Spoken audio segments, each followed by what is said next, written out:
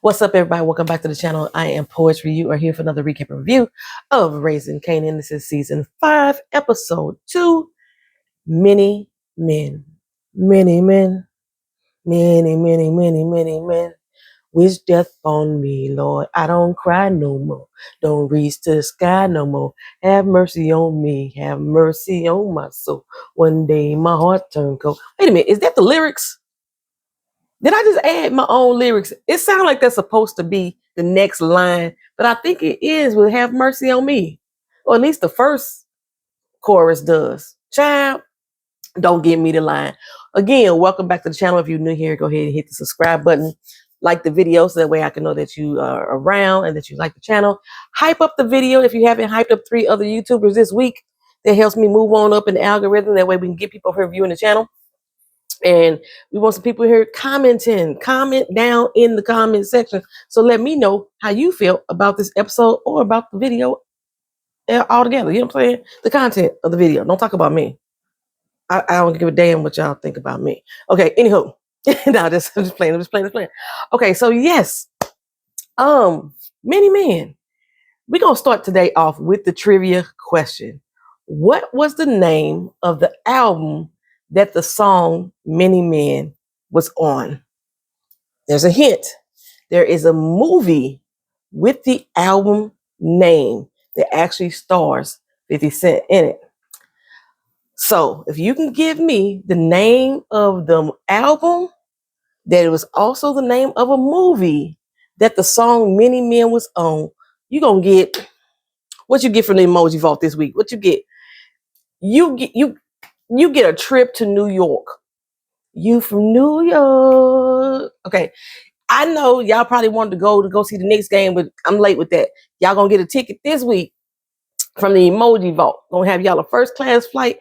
It may not be first class. It may be economy, but you're gonna have a flight to New York City if you could answer the question. Again, like I tell y'all every time we do the trivia game from the emoji vault, my pocket's fat, right? Answer doesn't matter where you get the answer from. You can Google it. You can steal it from somebody else's answer in the comment section. Long as you get your piece of the pie as well. Okay. Last week we had one winner. I was so surprised. We had one comment. I'm so surprised because usually the Raising Kanan fans is like pretty on ball. We had one winner. Beautifully T9444. The question last week was, what was the popular animated character that Shamik Moore is the voice of? The answer was Miles Morales from the Spider-Man universe. So shout out to Beautifully T. She won that stack of cash last week from the emoji vault. Can spend it anywhere they want to. Now, if she still got money, she may win this trip to New York. She could go spend it up there because y'all know New York is expensive. I know my dominant office and everything, but it's still expensive anyway. Anywho, we starting off this episode. Unique is rolling all the way out to the sticks, trying to go see his girl Pranessa and his kid. You know, it's clear though, his kid Jerome do not want to see him. When he pulled up in front of the house, Pranessa was the only one out there to greet him. Unique is like, where he at? He know I'm here? You okay? I'm wondering, Unique, have you kept in contact with your son? Have you picked up the phone to call him? Okay. Why would he care if you was there or not if you haven't stayed connected? That's my thing, right? Vanessa, she's looking good, girl. She looking good. She got that bone straight hair. Y'all called it a silk press this day. Back in the day, we called it just a bone straight with the middle part flowing. This hair just like. Okay, I see you, Christina, girl. That's her real name. Anywho, Neek is in his feelings, as he should be, though. His feelings is flowing through him hard. He like, Rome don't even like me no more. He don't want nothing to do with me. Vanessa trying to be the good girlfriend, like, yeah, he just scared, making excuses stuff. No, girl, he don't want to be around his doggone daddy right now. He don't want nothing to do with him right now. And I bet a dime to a dozen that Unique didn't even have a conversation with that baby after he was kidnapped and tied up and duct taped. I bet you he didn't even have a conversation with him. He left it up to you, Pranessa, to protect him and to nurture him and to coddle him and all the stuff that parents are supposed to do when their child is in a traumatic situation. All Rome know is my daddy is at fault for everything that's been happening. And it's been this way all his life, as short as his life has been. Okay. And Vanessa, she is trying to convince Unique that they don't need that life no more. Leave all that drugging and stuff behind, right? Rome is happy here. He outside laying in the dirt, baby, with the bugs and the worms and everything, reading a book, a good little book, okay? It might have been Shamik Moore, Miles Morales comic book. You never know what it was. It might have been that, you know what I'm saying? He was out there reading his little doggone book, not having a current anywhere. Vanessa, like, he is happy. That baby is sleeping. He slept last night for the first time since we left New York. He is happy here, okay? And she like, we ain't going back to New York. We ain't going back to that life. Ain't nothing there for us. Unique, like, what you mean? I'm there. Okay, no, Unique, sir. That's what you should be saying about your family. You need to be where they are. Okay? So he's like, you know what? I ain't got nothing. All I got is the streets. Forgetting about them too. No, you have them. Your girlfriend, who just still playing your girlfriend. She ain't even your doggone wife. And your child, who been there by your doggone side. She done had guns to her head. She done been tied up. The damn baby been tied up. My kid been kidnapped over some bullshit. My boyfriend did? Oh, hell no. Nah. Ain't no more loyalty to him. My loyalty is that kid. Okay. But anyway, but she tell him, we ain't going back there. And see, he said he can't let them streets go. He can't let them go, right? But she said, she tried to sell him on his potential. Like, you could have been a lawyer. You could be anything you want to be. You could be a doctor. You could have been a senator. I felt that was such a strange choice of profession to put into that conversation. What child aspires to be a senator that when they get older, I want to be a senator? Are they trying to like connect Unique to Tate? Because Tate had big dreams of a political career. Are they trying to, tie them two together in some kind of way? Anywho, talking about being sick of the life. Russo's wife is sick of being locked up in that doggone house. He about to hit the streets, and she can't go anywhere but from room to room. He like, you want to go? Fucking go, okay? Save me the headache from protecting you. Get the fuck out of here. He didn't even say it like that. I said it better than he said it. He actually said the word. He pronounced the CK is fuck out of here with two double G's, okay? So anyway, I'm not from New York, so I don't. My shit may not even be right, but anywho, he out here making promises to her, that everything gonna be all right, right? And she's sitting there at the table spilling nail polish and tears. That's what she doing. Because he didn't mean it. He didn't mean like, I didn't give a fuck about you. Do what you want to do. He just stressed the hell out. People want to kill him, right? People want to kill him. So he making promises that everything gonna work out fine. And I was just waiting for a bullet to come flying through the window because they got a lot of doggone windows on that house, right? But that didn't happen. Okay. The music did turn real sad though as he started to walk out the house. And I was like, okay, here we go. He gonna step out that front door. They gonna light his ass up. They gonna spray him with just like the sun rays gonna hit his ass. So it's gonna be bullets gonna spray his ass at the same doggone time. That didn't happen. So he get in the car mine in the car for to drive him to go see some doggone meeting, what have you. And I'm thinking, as soon as they start that engine, the car gonna blow up. But none of that fucking happened either. I was like, I was ready for one of those three situations to happen. But instead, they finna go to a meeting. Carmine tell him that everybody want to know if he's still running things. They want to see his face. You know what I'm saying? He like, what the fuck? They need to see my face first. For who else they think running shit, right? And I was like, something ain't right with this. This sound real greasy. This sound real greasy as hell.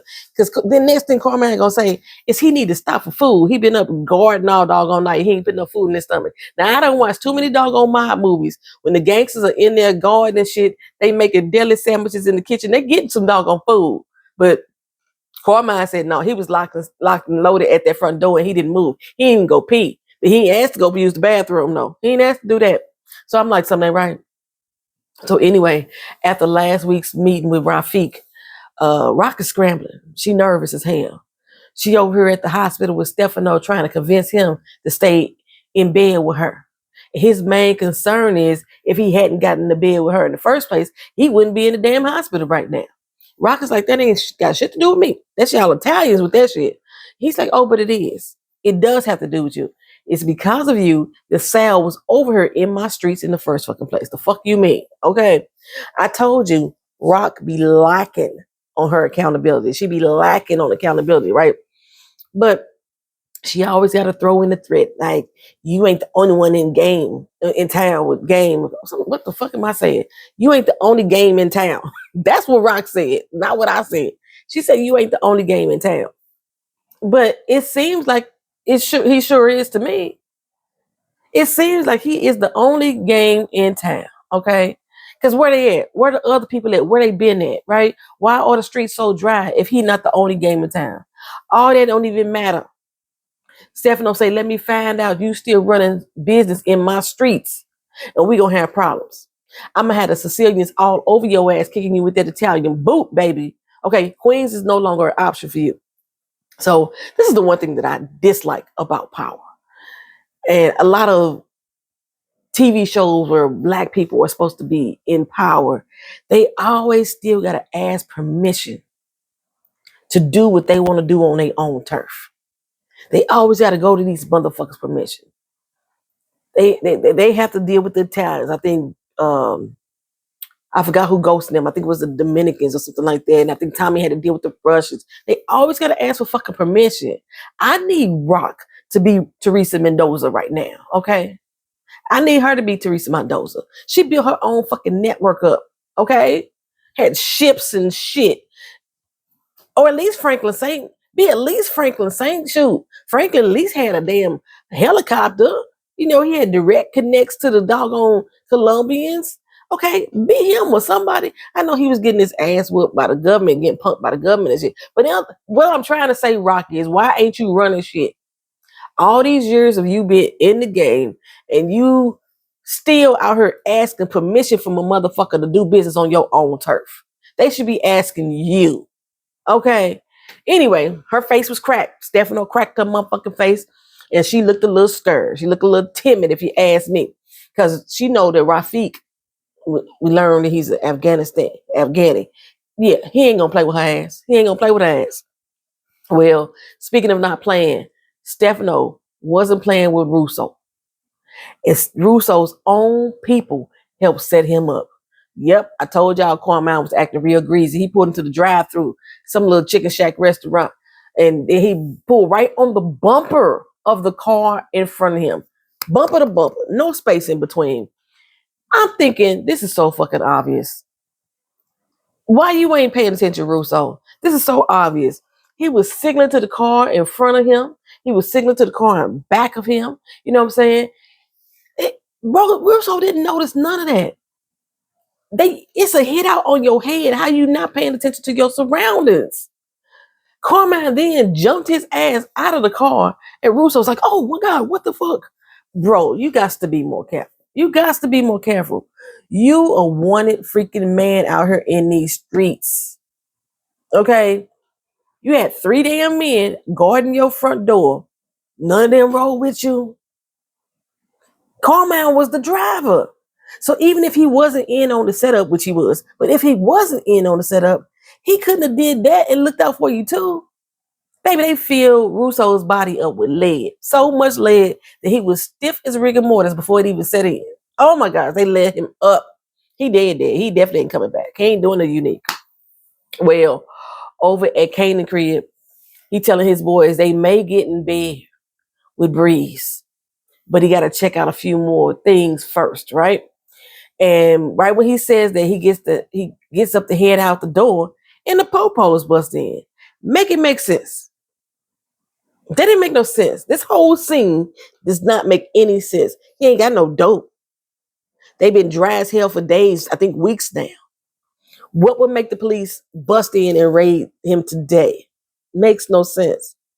Correct me if I'm wrong. Those the same cops that was cool with Pops and Smoke, though. Wasn't it? Or was that the ones that Rock was paying off with the money? Y'all let me know. Apparently, Kanan think they the ones that was working with Rock. Because they like, it's time to go back to school, Kanan. It's time to get you an education. Okay? You cook anything up in here, we shutting your shit down. Okay, the whole scene made no sense. I think they forgot that they put that in there when they did it. When they went into production, and they was like, "Well, fuck it, we got to keep it in now." It didn't make any sense because, like, where these cops come from, why they come there, and why Kanan never did address his boys after the fact when the police showed up. All of them was in there, so they all should have been locked up, but they only took Kanan. That's why Kanan thought that it was his mama setting them up. Hold on. Okay, anywho, Kanan is sitting there like, I know my mama had something to do with this.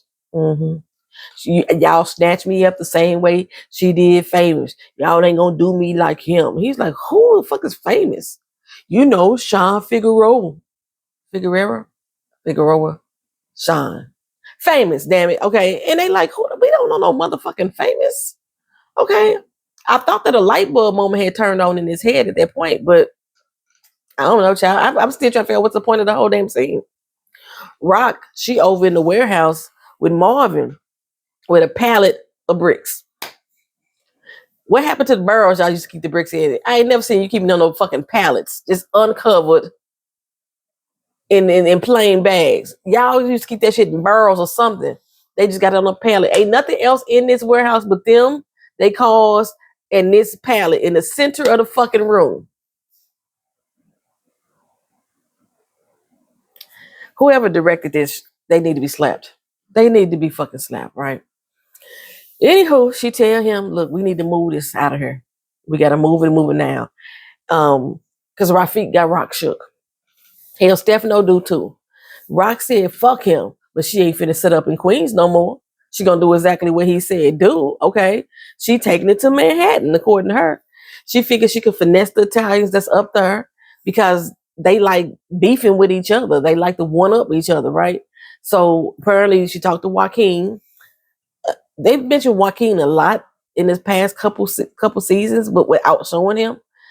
But anyway, he hooked her up with a new contact up there. In the meantime, she want Marvin to go to Lou's club and put all the shit in the club. The one thing that Marvin assured Lou that he was not going to do. He was not going to bring that business to that club, right? Unique about to head back to the city. And Marvin found out that he was up in Hollis with Panessa. I don't know why I always thought that Hollis, Queens was a place. But he up in Hollis with Panessa. But Rocket shut him down, right? About going out there to get him and roll on him. She said, we got to make some fucking money, okay? I'm thinking Unique not making it past episode 6. That's what I was thinking at first, right? Well, Marvin or Unique, they might just put each other down. That's probably what the thing is. They might just take each other out. Shit. Anyway, Marvin and Juke having dinner. And she asked him, Marvin, what he knew about Lou. And he not giving her much, but she gave him something. She like, our Rock and Unique, they used to be a thing. And I was like, how Marvin didn't know that? Everybody knew. But he like, where you hear that from? Everybody knows. She told me. Okay. Don't you find it strange that the person she laying down with is the one who killed your brother? Okay. This can go one of two ways. He didn't do it because he was messing around with my sister, or my sister covering up for him because they were smashing. Either way, it's all bad. Marvin said he knew, but for right now, what he gonna do about it? All he want to do is finish his dinner. Okay, y'all know Marvin like to eat. Okay, while Kanan, Snaps, and Pop and Breeze, they go over to the hospital to go meet up with Stefano. Rock, she had to go meet another connect up in this strip club. And these are the most boring ass strippers that I've ever seen in my life. Okay, one of them know Marvin, so she give her little ducats to talk to her.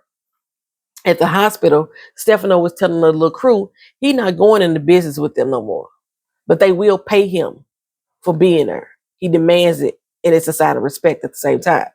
Okay, he said he ain't helping with no trucks. He ain't helping with no manpower. He ain't helping with the police. He ain't helping with the docs. So what the fuck are you doing? He flat out tell him, look here, I ain't got no allegiance to none of y'all motherfuckers, okay? Whoever is winning, that's who I'm with. That's who team I'm on. But y'all gonna pay me. Y'all go pay me. Okay. And then he mentioned that he want them to get rid of Unique. He shouldn't be part of this, right?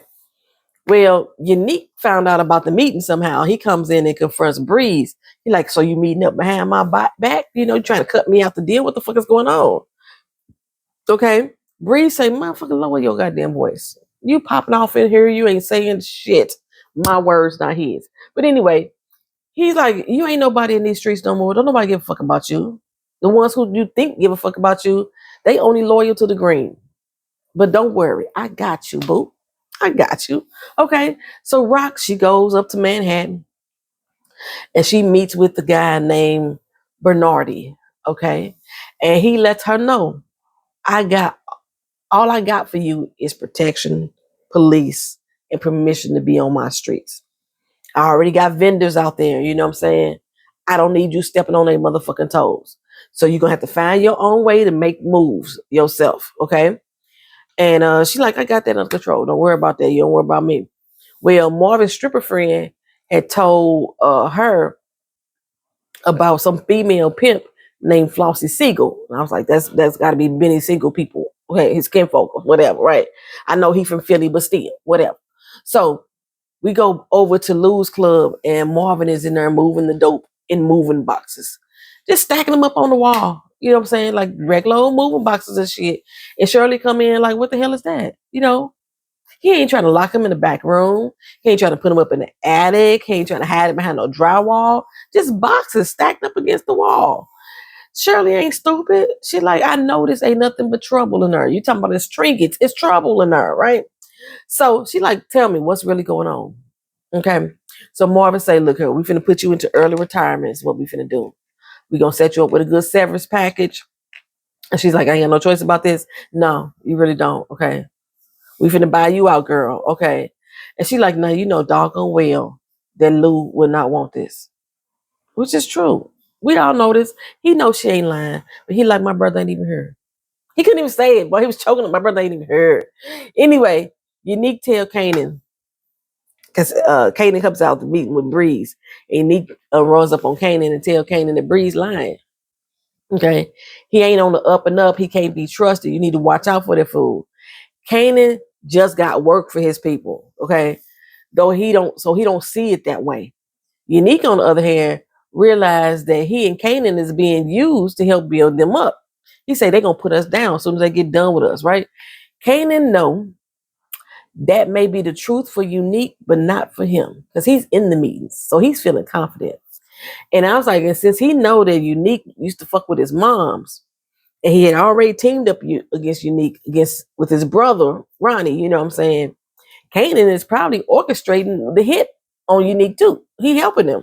Unique is like, I wanted us to work together, fam. You know what I'm saying? This is our city, by the way. And that's what I was saying. How y'all letting a motherfucker from out of town come in here and roll up in y'all goddamn spot? And then he got pills.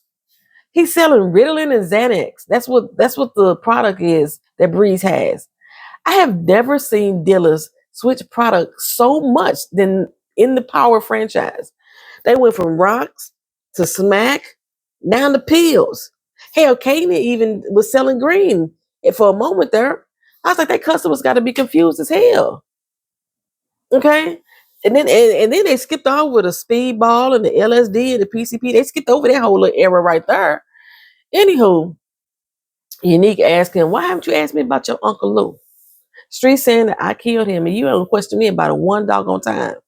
If it was my family, I wouldn't rest until somebody was 6 feet under. But I guess you already know who did it. Was it your mom's? It was your mom's, but she don't give a fuck about nobody, right? Or maybe it was Marvin. You know what I'm saying? You know how I know about how brotherly beefs can happen. You know what I'm saying? Or maybe it's you, seeing that you stepping away from the family so easily. Is it you, Kanan? Now, Unique know damn well it was Kanan. Unique ain't stupid. He know it's Kanan. Only thing is, he got the story wrong. He got the reason wrong. He got the right person, but got the wrong reason. So Breeze, he got the right person. He found out that Taz is the one who told Unique about the meeting. And Taz was already being left out of the details, so he was feeling a little bit salty. He figured if I'm gonna be left out, let me go ahead and tell the other person who's being left out too. He's supposed to be a partner. Okay? So Breeze is like, I know you told him. I know you did. Because nobody else knew but you. You stirring up some shit. You stirring up shit. And y'all know how I feel about Shamik Moore, so I have to point this fucking thing out. How not tall is this man? Is he my height? I'm 5 feet. Is Shamik Moore my height? Because baby, he could barely see over that steering wheel in that car. And it wasn't because he was leaning back, you know what I'm saying? He wasn't doing that.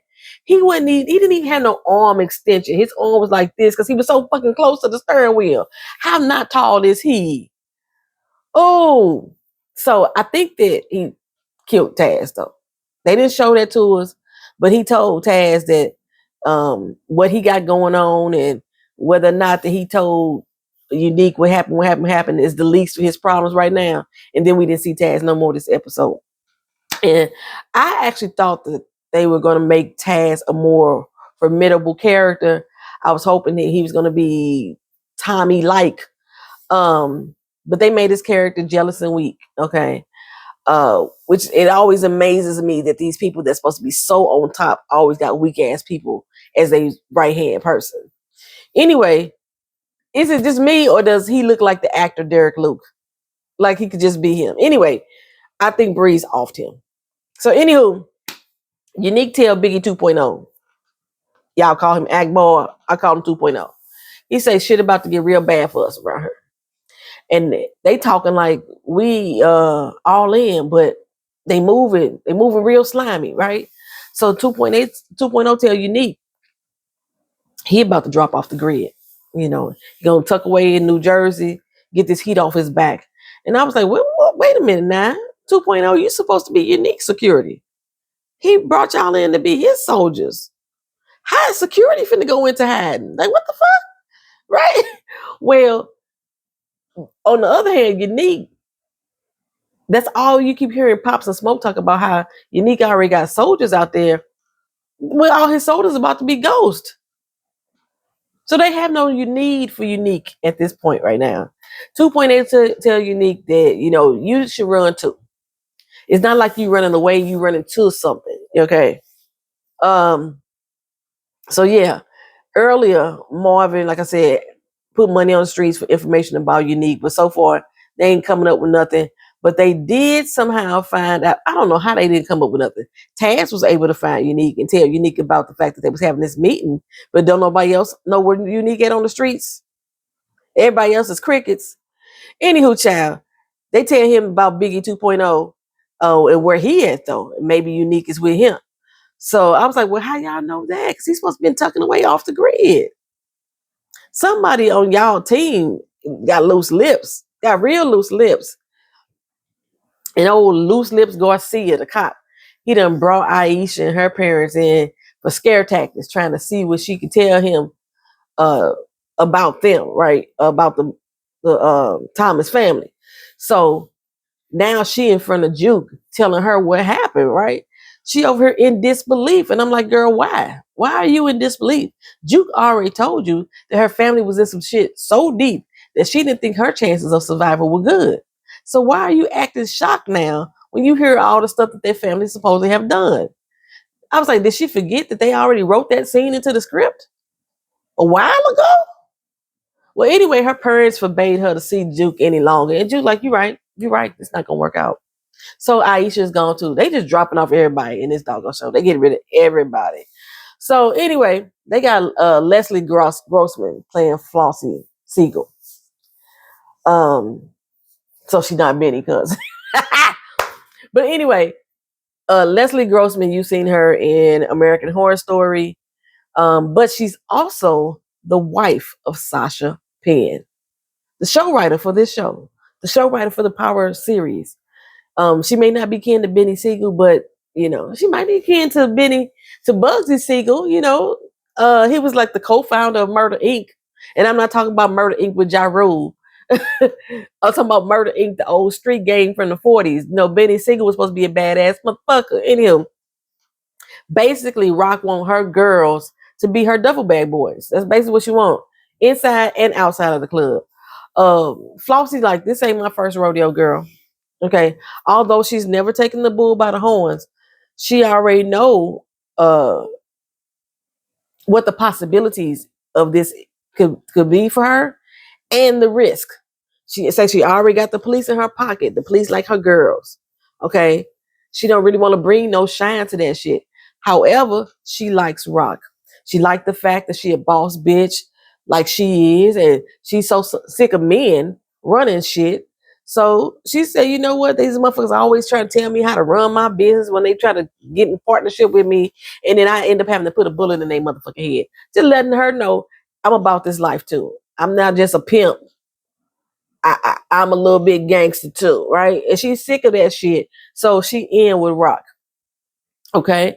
And then in walks Marvin, right up in 2.0 spot. He at the hole in the wall, getting all sauced up, talking about how he not about to die for some shit that ain't even his. And Marvin come in and put that death wish on his head. Marvin come in and give him allowance to finish his drink if he gives up a unique.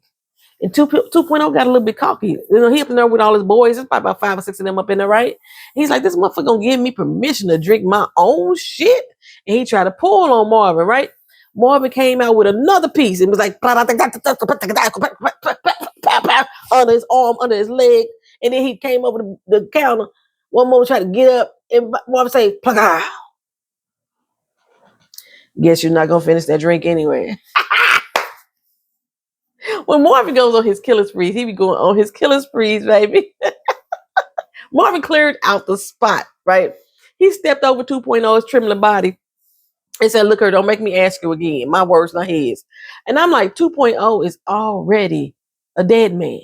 But I guess he figured since I did get got for unique shit, I'm going to go snitch and tell where unique is at, right? So nobody on the street know where unique is except for him.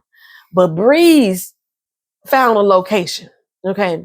The super even gave him the keys to the spot.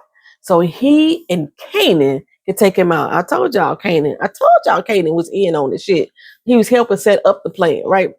So while they at the apartment building, Marvin is out in the sticks looking for him. Well, Unique ain't in the apartment. Breeze snitch didn't confirm that he was there. They looked all through it. The lights was on, the TV was on, all that type of shit, right? Juke found Garcia house and she planning to kill him. I said, I guess everybody is on one night. But she saw his pregnant wife and his kids and she backed out. And it gave me an eerie feeling that Marvin was going about to run into Jerome in that house and accidentally kill the kid, right? He goes in, he finds an open door. I didn't find that strange, y'all, because when I first moved to Orlando, I think I told y'all about this before, I was so comfortable here that I never locked my front door. Times have changed, but I get Pernessa leaving the door unlocked if that was intentional, right? You feel safe, okay? It's something you don't think about, okay?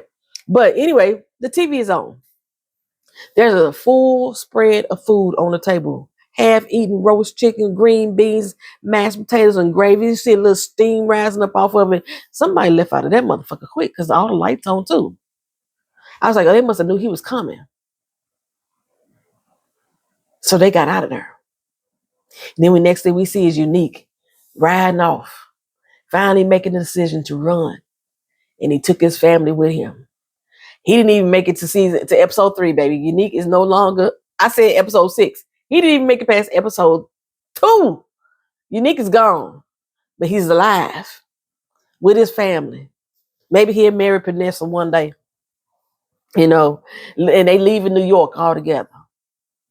But like I said, as they leave in New York, Rock leaving Queens to go up to New Manhattan to do her business up there. They clearing out spots here, left, right, and there, knocking off people, moving them on out. We got those tickets for you from the Emoji Vault for a trip to New York on me, because I love y'all like that. I love y'all like that. If y'all can answer that question that I asked at the beginning of the episode, the song Many Men, which is the title of this episode, what album was the name of the album that song was on? And the hint was It is also the name of a movie that starred 50 Cent. Thank y'all for watching. Thank y'all for being here. Like, comment, share, and subscribe. See you in the next video. Peace.